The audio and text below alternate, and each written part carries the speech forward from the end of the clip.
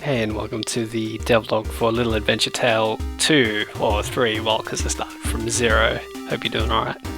This is just some of the progress I've made since the last one.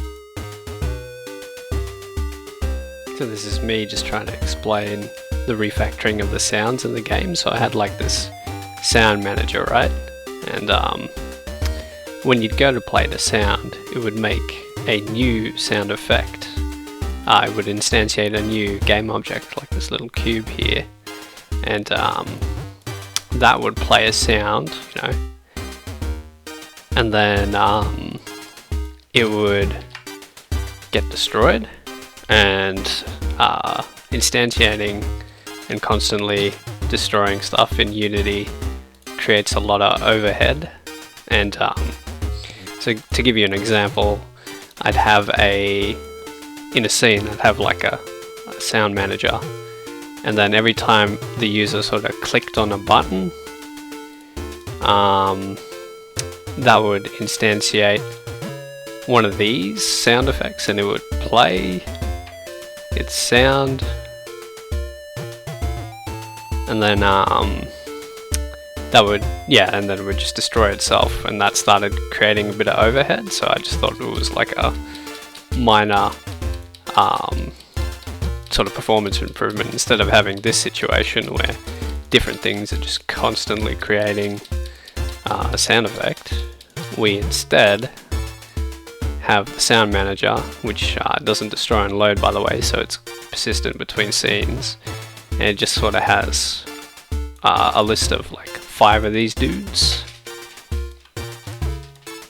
and basically when you load into a scene and then you get this whole button situation, and clicking it, it would pick a what? It would pick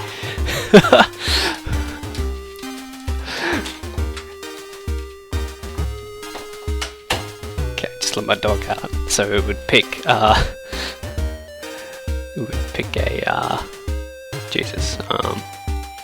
pick a non-busy one of these guys.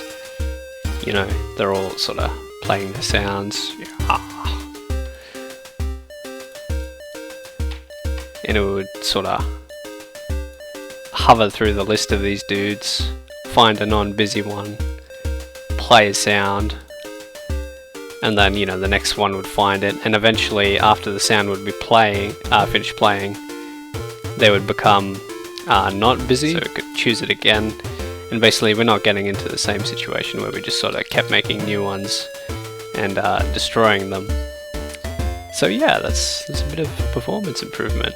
And button, awesome.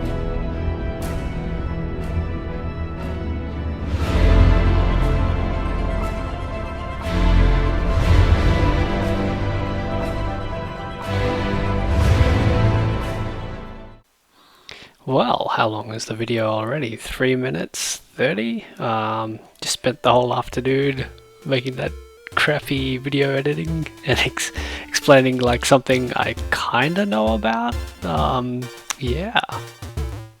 So in the game there's these companions, and the feedback I got back from some of my friends who play this game was that they're just kind of meat shields that sit there, and it would be really helpful if they had their own mana. So in order to implement that, we needed to add that to the serialization of the game, put some visual indicators for that in the battle scene and the world map, like you're seeing on screen just earlier. And sort of with all that coded, here's the result. We've now got a guy who can play his own cards and use his own mana pool rather than the players, like how it was before. And of course you can have up to 2 of these. And yeah, I think it just makes things more interesting. And the next part of getting this right was actually handling when they died. As you can see, when that one died, it deleted the wrong mana and the wrong deck, so coding that took a bit of time, but eventually got through it, and that's the final result. Next I wanted to do some work on a battle with the golem. Right now all it did was sort of just attack you and hit really hard, so that's a bit boring. So I went about implementing status cards into the game, so stuff that when you draw them and end your turn, or have these sort of bad cards in your hand, certain things will happen that affect the gameplay,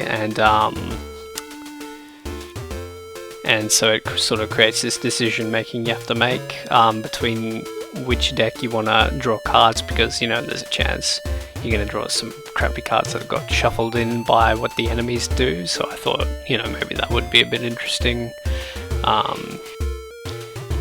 So I went about coding in that logic, so sort of more stuff is happening at the end of the turn now, iterating through a list of these sort of status cards in your hand. And so what I ended up thinking the golem would do was basically any armor the golem gained wouldn't fade at the end of the turn, like how it typically works in the game. And it would shuffle status cards into your deck that when you drew them and ended your turn added more block to the golem, so it's kind of like a dead draw that made the golem harder to kill. It also sort of balanced out the fight a bit more, because all he did before was attack, and that was sort of one-dimensional. So one of my mates said that when he was playing against it, all that would happen was he'd have to block and attack every turn, you know, play 2 cards into defense and attack every turn, and that was sort of one-dimensional. The next thing I started working on was there wasn't a really good visual indicator for where these cards were going into your deck when the enemy did that.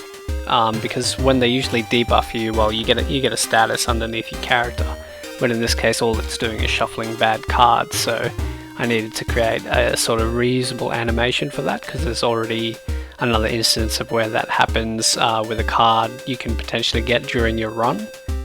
So it actually took a fair bit of time to get this right. Had all sorts of issues, like here where it sort of appears in the bottom left.